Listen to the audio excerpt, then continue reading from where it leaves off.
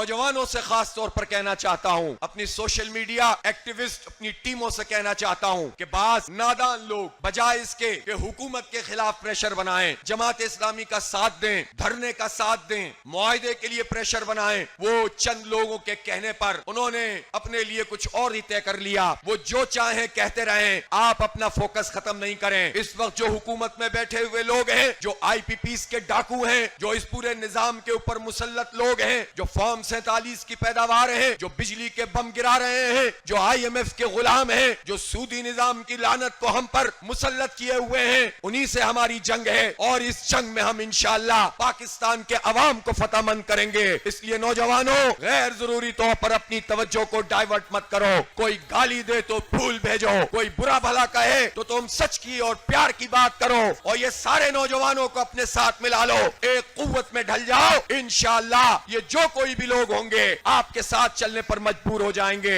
جن کے اہداف واضح ہوتے ہیں وہ اپنی منزل کو کھوٹا نہیں کرتے، وہ ادھر ادھر جایا نہیں کرتے۔ ہمیں زیادہ دلیلیں دینے کی اور زیادہ سمجھانے کی بھی ضرورت نہیں۔ پاکستان کی قوم سمجھ رہی ہے کہ ان کے جنوین ایشو کے اوپر سب سے مؤثر آواز جماعت اسلامی کی ہے۔